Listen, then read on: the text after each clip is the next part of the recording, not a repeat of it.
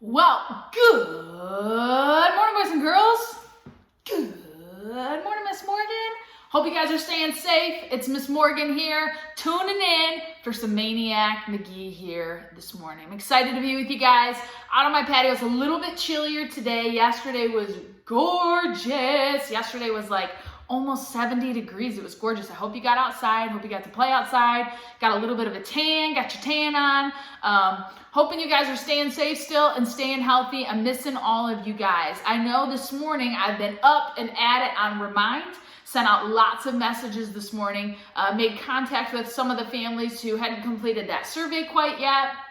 But make sure you're still tuning into Maniac Magee. Make sure you sign up for Seesaw if you haven't done so yet. And make sure you've checked Remind, because we're going to have a Zoom meeting tomorrow morning, 10 a.m., Friday, 10 a.m. So we're going to do that tomorrow morning, and that'll be fun to catch up. Hopefully I can answer any questions there, get us on the same page as we move forward and start our learning plan. So our online learning plan. I know this is a crazy, crazy time. I'm here with my coffee. Lenny's around here somewhere. Cheers. Joey stopped by my house, delivered a care package. Thank you, Joey and family. Loved it. And he drew this drawing. Looks like it. It's pretty cool, but I really like the message. It says, bursting coronavirus's bubble by spreading joy and not the virus. I loved it. I had to show you guys that and share that with you. Thought that was a really good message. This is a really good, it's a scary time, right? It makes us a little nervous. It's uneasy. We're not in school. We're not doing our regular routines, but I love that people are thinking about spreading joy and love and instead of all of the bad things that might be going on in our world right now. I'm here. We're reading Maniac Magee. We're going to tune in. We left off chapter 38 is what we're on. We read 36 and 37. And he was staying at the McNabbs. Wasn't a great place, right? And then they dared him at the end of the last chapter to go to the East End. So we will see what that looks like. That's the black side of town, right? So he's with the McNabbs. McNabbs are white. East End, West End don't like each other. So we're going to see how this book ends. I'm going to see if we can read a couple of chapters today so we can really start chipping away at this and finish this up. This is how much we have left, if you can see. Very, very close. Chapter 38. Tune in here. The witnesses, there were twice 15 this time, went with him as far as Hector Street. They halted at the curb. He crossed the street and went on alone. Piper megaphoned after him, "Maniac, come back! We was just kidding, you don't have to!" Maniac just waved and went on. He knew he would be feeling afraid of these East Enders, these so-called black people, but he wasn't. It was himself he was afraid of any trouble he might cause just by being there. It was the day of the worms. The first almost worm after the rainy night day in April, when you bolt from your house to find yourself in a world of worms. They were as numerous here in the East End as they had been in the West. The sidewalks, the streets, they were very places they didn't belong. Forlorn, marooned on concrete and asphalt, no place to burrow. April's orphans. Once when he was little in Hollistaburg, he had gone with his toy wheelbarrow, carefully lifting them with the wheelbarrow kitchen fork until the barrow was full. Then dumped them into Mr. Snavely's compost pile. And sure as the worms followed the rain, the kids followed the worms. West End and East End, they had poured from their houses onto the cool, damp sidewalks. And if they gave the worms any notice, it was only if they squashed one underfoot. And so as Maniac moved through the East End, he felt the presence of not one, but two populations, both occupying the same territory, yet each mindful of the other. One yelping and playing and chasing and laughing, and the other lost and silent and dying by the millions. "Yo, fish belly!" Maniac snapped to. He glanced at a street sign. He was four blocks from Hector, deep in the east. Mars Bar came dip-jiving toward him, taller than before, bigger, but still scowling. "Hey, fish! Thought you was gone!" Maniac turned to face him fully. Mars Bar did not stop until he was inside Maniac's phone booth of a space, inches from his face. They locked eyes levelly, Maniac thinking, "I must be growing too," he said. "I'm back." The scowl fiercened. "Maybe nobody told you, but I'm badder than ever. I'm getting badder every day. I'm almost afraid to wake up in the morning." He leaned in closer, "'cause how bad I might have got overnight." Maniac smiled and nodded. "Yeah, you're bad, Mars." He gave a sniff. His smile went a little smirky. And I'm getting so bad myself, I think I must be half black. Mars' eyes bulged. He backed off. The scowl collapsed, and he howled with laughter. His buddies who were hanging back stared dumbly. As Mars unwound from his laughing fit, he studied Maniac up and down, aware too that Maniac was studying him. When he could speak again, he said, "Still them raggedy clothes, huh, Fish?" He lifted one foot, pose. "I seen you looking like them kicks. Just got 'em." Maniac nodded. "Nice." They were more than nice. They were beautiful, the best, yes, the baddest sneakers he had ever seen. Way better than anything Grayson could have afforded. "I forgot to tell you something else too, Fish." "What's that?" "I'm fast. I mean, faster. I've been working out. Got my new boss kicks." He sprinted in place, arms and legs positioned to a blur. He stopped. He jabbed a finger at Maniac's nose, pressed it, flattened the soft end of it. "See? Guess you were right. Now at least you got a black nose." He laughed. They both laughed. Everybody laughed. Then Mars turned, scowling again, saying, "But you ain't black enough or bad enough to beat the Mars man. We gonna race, honky donkey." The race was set up on Plum Street, the long, level block between Ash and Jackson. By the time they were ready, half the kids in the East End were there, from the tiniest pipsqueaks to high schoolers. The little kids ran races of their own from curb to curb. The bigger kids' shoulders blasted and dug into their jeans for coins to bet with. For the first time since last fall, mothers opened windows and leaned out from second stories. Traffic was deterred from both ends of the block. No one could find string for the finish, so a second-story mother dropped down a spool of bright pink thread. Another problem was the start. First, they had to find chalk to draw the starting line. When they did, nobody could seem to draw it straight. The result, a stack of starting lines creeping up the street till someone brought out a yardstick and did it right. The next problem came when the starter, Bump Gilliam, who was also Mars Bar's best pal, called, "Get ready!" And someone in the crowd yelled, "That ain't what you say. You say take your mark." Well, everybody jumped to it then. Then there was shoving and jawing and almost a fistfight over the proper way to start the race. Finally, there was a compromise, and Bump called, "Get ready, on your mark." At which some point else called, "Go, Mars!"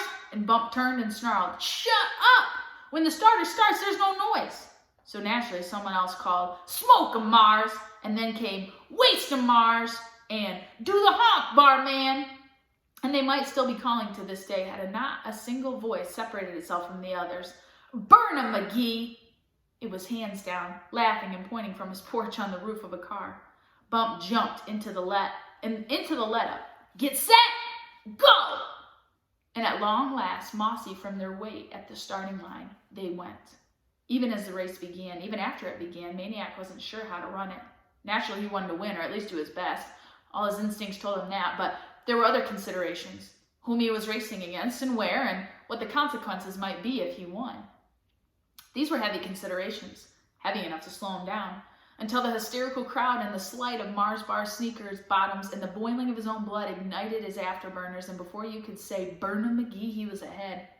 The pink thread bobbing in his sights, but he never saw his body break the thread. He only saw the face of Mars Bar straining, gasping, unbelievably losing. They went crazy, they went wild, they went totally bananas. "Do you see him? He turned around, he ran backwards, he did it backwards, he beat him going backwards." Mars Bars tried. He shoved Bump. "You started too fast, I wasn't ready."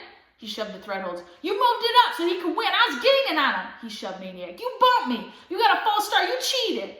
But all of his protests were drowned in the pandemonium. Why did I do it, was all Maniac could think.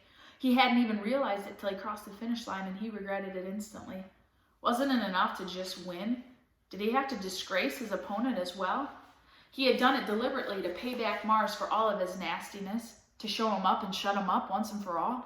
His only recollection was a feeling of sheer joy exuberance, himself in celebration, shouting "Amen" in the Bethany church, bashing John McNabb's fastballs out of sight, dancing the polka with Grayson.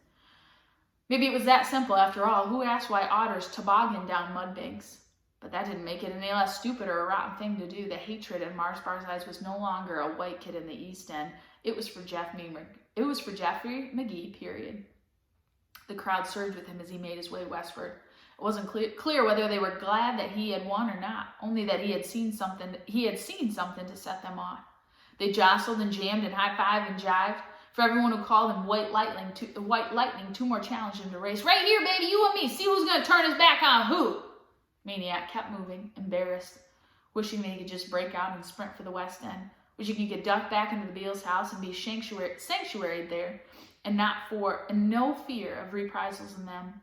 And just about then, miraculously, two little hands were worming into his, two familiar voices squealing, "Maniac! Maniac!" Hester and Lester. He snatched them up, one in each arm.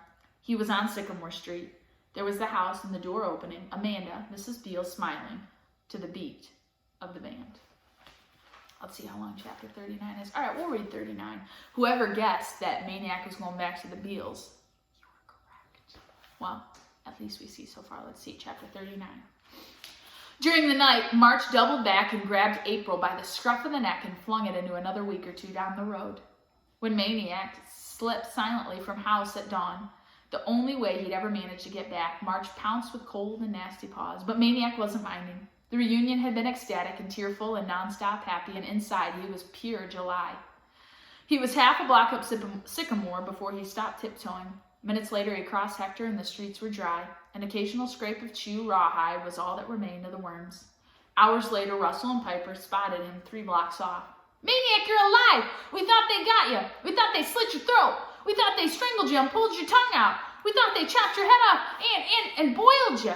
Yeah, boiled you and drunk your blood! Yeah, and drunk your brains! You don't drink brains, you moron meatball! Yeah, you do. Brains are like milkshakes, like Dairy Queen. You can drink them with a straw. You hear them sloshing if you shake your head hard enough. Listen.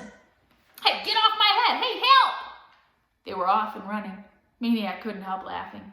In spite of their twisted, ludicrous impressions of EastEnders, the concern and the tears in their eyes had been genuine. They really had missed him. They had really been afraid for him. 2 houses away, you could hear the thump, almost feel it, and the father, George McNabb voice saying, "Lay him down easy, I said, easy," followed by John, "This easy enough?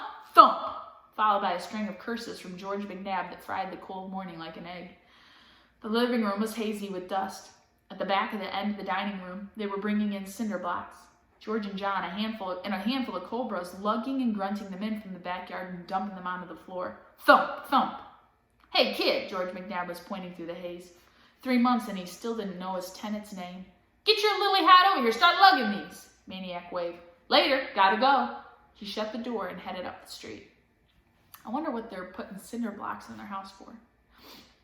So they were really doing it. He had heard them planning for weeks, making drawings, buying or stealing cement, trowels, and a level, a pillbox they called it. Once it was done, they'd be ready. Let the revolt begin. Let the rebels, as they called the EastEnders, come. Let them bust through the newly installed bars over the plywood on the doors. Let them bust through the steel doors. They'll find themselves staring down the barrel of a little surprise. They squabbled over what the surprise would be. An Uzi, an AK-47, a bazooka. "Why?" Maniac had asked Giant John one day. "Why what? Why are you doing all of this?" "To get ready. What else?" "Well, what do you think's going to happen?" "What's going to happen?" Giant John swatted a squad of roaches on the kitchen table and sat down. "What's going to happen is one of these days they're going to revolt." "Who says?" "Who cares who says? You think they're going to make an announcement?" Maniac tried to picture Amanda and Hester and Lester and Bow Wow storming the barricades. "When's this all supposed to happen?" John shrugged. "You never know. Maybe this summer." He jumped up, grabbed a beer from the fridge, flipped it open. "They like to revolt in the summer. Makes them itchy. They like to overrun the cities. This time, we'll be ready." He told Maniac what he often imagined lying in bed. The black sweeping across Hector one steaming summer night. Torches, chains, blades, guns, war cries, marauding, looting, overrunning the West End. Climbing in through smashed windows, doors looking for whites, bloodthirsty for whites, like the Indians in the old days. Indians on a raid. "That's what they are," Giant John nodded, and thoughtfully, "today's Indians." The cockroach strolling up his pant leg wasn't the only thing making Maniac feel crawly. He shook off the roach. He moved to the center of the kitchen to surround himself with as much space as possible. "But other people," he said, "I don't hear them talking about the revolts. Nobody else wants to make a pillbox." Giant John tilted the last of his beer into his mouth. "Maybe when we do," he grinned, "they will." That had been weeks before, and now the pillbox was underway. No longer an idea in the backyard, but the reality in their dining room. Now there was no room that Maniac could stand in the middle and feel clean. Now there was something else in that house, and it smelled worse than garbage and turds. We'll pause right there, but the McNabbs are setting up for, you just heard all of the ideas that John McNabb had about how they're going to come take over the West End, and they're setting up for this. Do you think that's really going to happen? I think the McNabbs have an idea in their head of black people in the West End and what that looks like, or the East End and what that looks like, and setting up for this. And that's why Maniac says, I can't imagine the Beals coming and storming in. I think they're just scared of what they don't know, which is oftentimes what people are really, when they're fearful of something, it's really something that they're just not educated about, or something that they don't really know about. So we'll see what happens with the McNabbs and their pillbox that they've set up their fort in order to protect themselves. See if that actually happens, and what might happen with Mars bars and all these characters as this comes to an end. We ended on chapter 40, so we'll read chapter 40 tomorrow, and we only have, there's 46 chapters, so 6 chapters left. Crazy, crazy, crazy. Hopefully you guys are staying safe. I love you guys. I miss you. Check Remind today. If you haven't, make sure mom and dad are signed up for that, or whoever takes care of you, parent, guardian. Spread the joy, spread the love, not the virus. Don't be scared. We'll get through this together, and we are Northwest. Go Mounties, change lives. Have a great day.